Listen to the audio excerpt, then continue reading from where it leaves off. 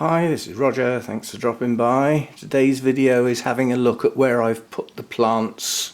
We'll call it stab one at getting the plants in the right place. There's going to be some things moved. As things come in and out of bloom, they'll get moved. It's a bit sad I've lost my display table because things are dotted around now. Nonetheless, that sort of works, you know. Anyway, just going around the shelves then.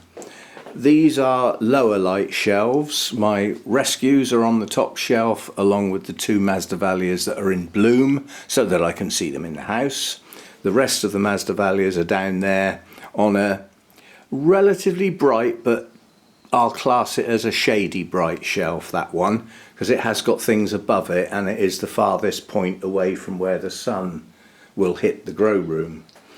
We'll forget the Cymbidiums, they'll be going out in a few weeks, and when these three go out, those bottom shelves will be free, and various things like machinery, the stuff that's not in use at the moment can go there out of my way, so we'll make use of those low shelves for things that don't need getting at very often.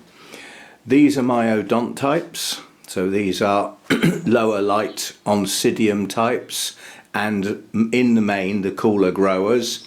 There's a couple of oddities in here as well. There's my little Nellie Isla that does have a new growth now, and also the Arengus, which is not doing very well, but it's growing. It's got some new growths on it.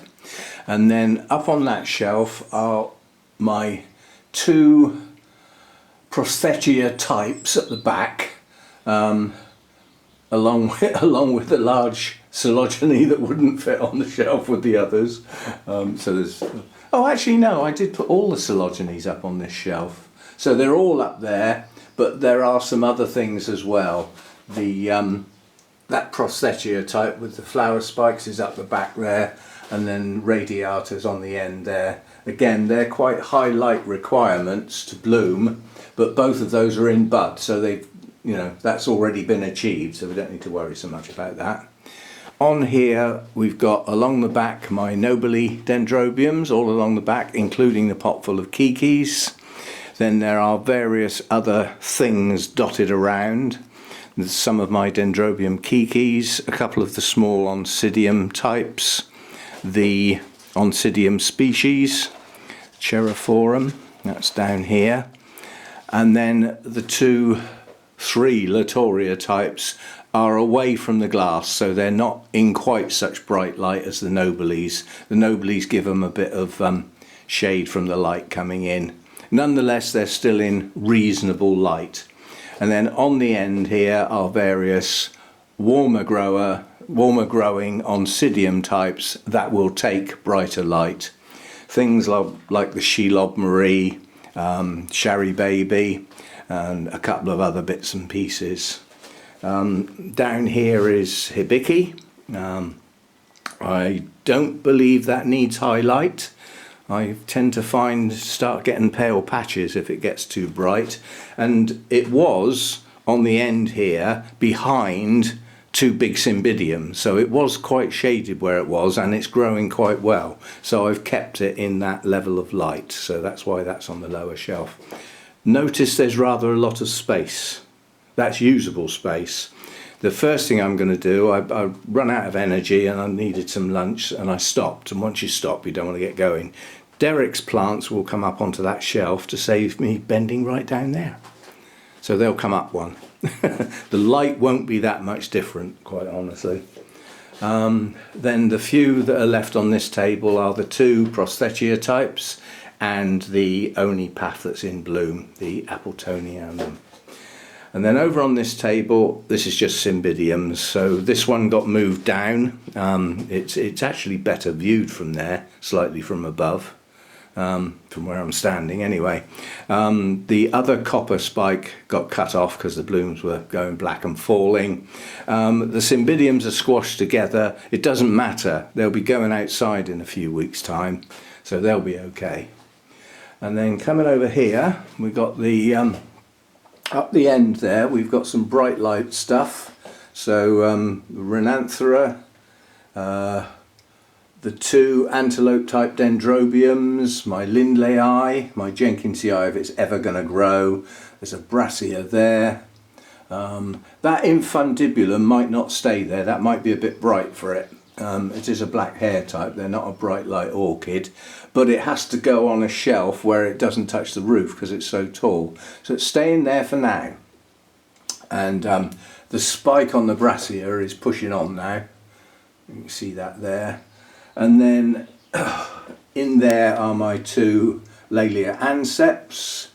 This is Catatanti, this giant. That's up there providing some shade for what's below. And then my Vandas here and the other Brassia here. And the little Mexicoa is tucked in there where it's quite shaded.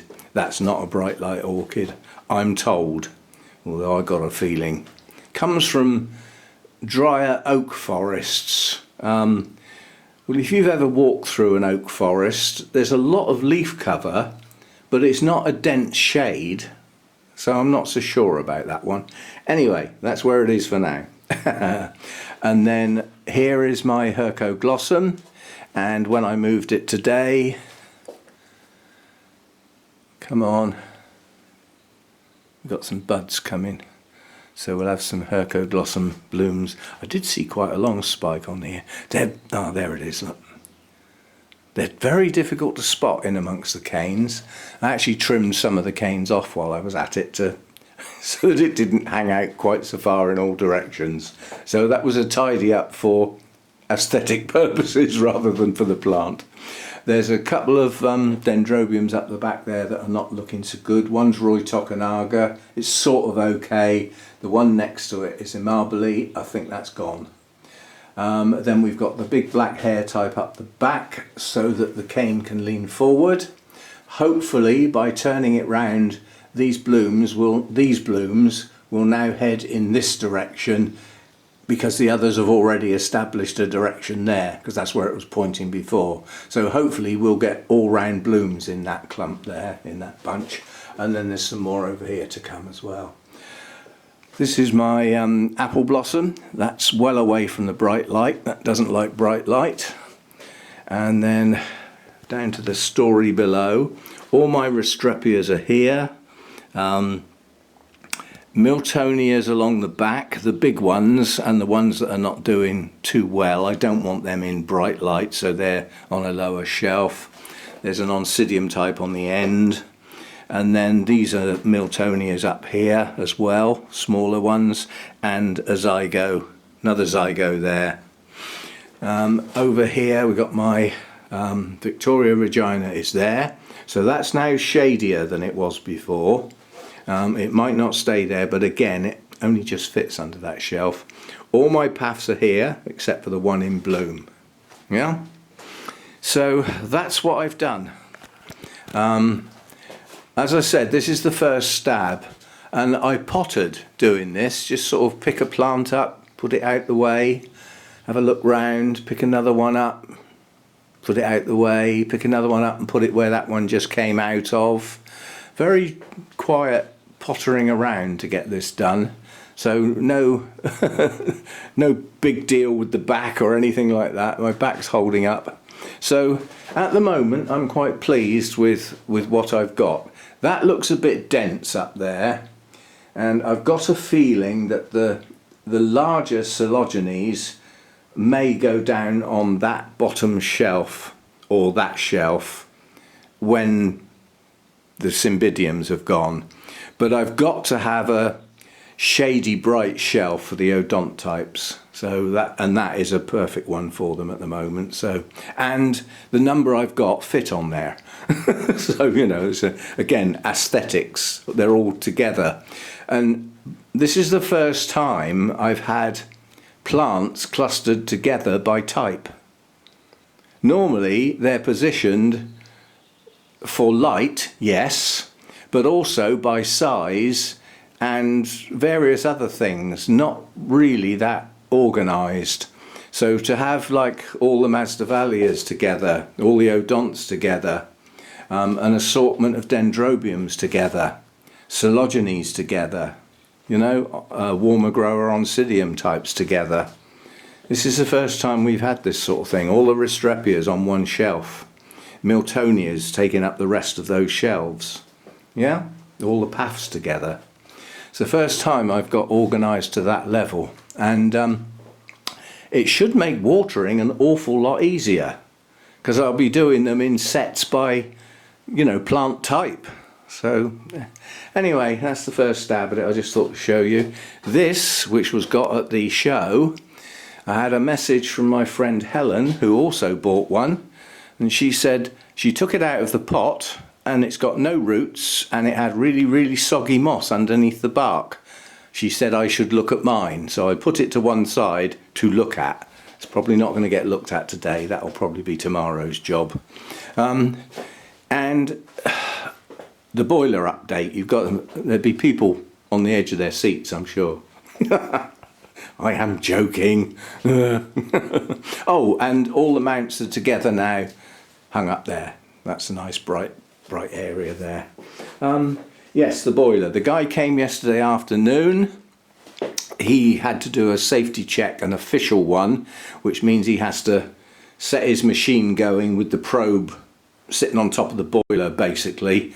And that has to run for 15 minutes and show nothing, to do a safety check and supply some sort of you know, certificate to say it's been done. He did some other checks at the same time, and he said, I can't see anything wrong with the boiler at all.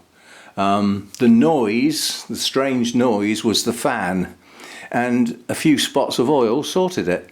So unfortunately he didn't condemn the boiler, so I'm stuck with it. I was hoping to get a new one. Anyway, one day that will pack up. It's nearly 30 years old, so it's doing well. You know, the money that was spent on it has been, you know, well spent, so it's lasted well. Yes, so he took the probe out, and it's a sealed flue, a sealed room boiler. So the unit in the house is sealed, and then it has a flue that goes to the outside. He stuck his probe in the flue, and he said, the reading I'm getting now is not enough to set your alarm off. It's that low. And that was the fumes coming out of the boiler. So there's nothing wrong with the boiler, and I'm safe to go to bed and go to sleep comfortably. So that was that. And while he was here, just as he was packing up, I heard a gentle tap at the door, and went outside, and the new alarm had just been delivered. So I brought it in and said, oh, I've got the new alarm, I'll have to fit that now. He said, oh, give it here, I'll do that. So he unwrapped it, checked the batteries and everything, put a new screw in the... One of the screws that was already there was obviously okay, but the other one didn't line up. So he put another screw in, you know, measured the template and everything, put the batteries in, fitted it for me, and then tested it. And then when he'd finished, he tested it again and showed me how to do it.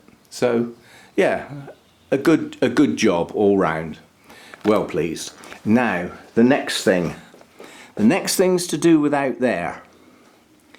My friend Helen from the Orchid Society supplied the lily of the valley, which you can just see the little white flowers there, and the bugle up in the corner. It's got a proper name, but its common forest name is bugle. It has purple flowers on around this time of year, heading on into May. And there are several of our fritillary butterflies that are dependent on it for nectar. So you only tend to find those butterflies where there's bugle around. But interaction with emails today, Helen has got some giant ferns that I can have, the big shuttlecock type. So they look like that fern, except for they're 3 foot tall. And they're to go along the back to help hide the fence a bit and give it some height. Whoops! Kick the heater, why don't you? So there's that, and then she's got some London Pride that I can have, and the shuttlecock ferns, the trouble is the fronds are pushing and they're starting to unfurl. Well, this is a perfect time to relocate them. If those fronds unfurl and open, the foliage will be incredibly delicate. and disturbing the roots wouldn't be a good idea. They would probably wilt and then they might not recover. We'd have to wait for some new ones. So, you know, I said all that and this, that and the other, and she said, well, you're welcome to come and get them. So I'm on a trip on Monday to go and get some plants for the garden. And when I get back with those plants, the outstanding plants, some of which are just coming into bloom, I've just noticed. That's, I forget, I don't know whether that's the phlox or the thyme, but you can see there's some little pink blooms out there. Oh, and there's some white ones down there. See, I don't look at stuff. So everything that's outstanding that needs planting will get done one day next week, providing it doesn't rain all week. We'll get it all done in probably a single day. So we'll have to get the old kneeling stool out and the, you know, the various tools, and get all the outstanding plants in the ground where they need to be before the heat of the summer gets here, and, you know, they can get established better this time of year than they will if I leave it too long. So that's on the cards for next week. Trip out on Monday. It's my day off from YouTube, so you don't miss out on anything. See how I do these things for you. And then we'll have some new plants to go in the garden, plus ones that have been hanging around long enough and need getting in the ground. So that will be a planting video on the gardening channel, obviously not on this one. So that's one of the days next week, a trip out, and then a gardening day. And yes, I will probably look into that as tomorrow's video. We're well into the afternoon now. And yeah, I think I've done enough for today. And I'm actually quite pleased. I am thinking, I do that. You can get tablets for it apparently. But I'm sorry, I'm just backing into the lounge. My workstation is here. And my seat is here, as you know, and from that seat there's a diagonal through there which used to look at my blooming table and the bird feeder, which is now blocked. Yeah? Well, what about if I move my workstation to the corner here? That through there would then be clear. And perhaps we could put the bird feeder just to the left of that path so that I could see it from here. A thought. Not doing it yet, that means moving wires and stuff. And when I start moving wires and things start getting knocked over and wires get tangled up, I usually get the rats. Anyway, it's just a thought to enable me to carry on seeing the bird feeders, because they're completely blocked now. I have to go in the kitchen to see them. So that's a thought. And yeah, I thought you might like to see what I've been up to. And thanks for dropping by. Thanks for the support for the channel, especially when I'm doing things like this, you know, which is not, I'm not working with orchids, am I? If you think about it, I'm not repotting, I'm not dealing with orchids as such, staking blooms, or, you know, I'm not doing that sort of thing. This is more a grow room video really, but it's something that had to be done. So thanks for supporting the channel as always, and don't forget, if you're not subscribed, it would be awfully nice if you did so. Don't forget the old thumbs up. I know that doesn't seem much, and to some people it might seem pointless, but it's not. It's important for YouTube to see that people come to this channel and like what they see. I mean, if you don't, then don't do it. Fair enough. But yes, I mean, if you're still here, you can't have not liked the video, can you? Because you wouldn't still be here. So get that old thumbs up done. And don't forget, if you've got any friends, mates, or anything like that that you think might be interested in what's going on, then by all means share the video. And yeah, thanks for the support. It really is appreciated. And I will see you next time. Bye for now.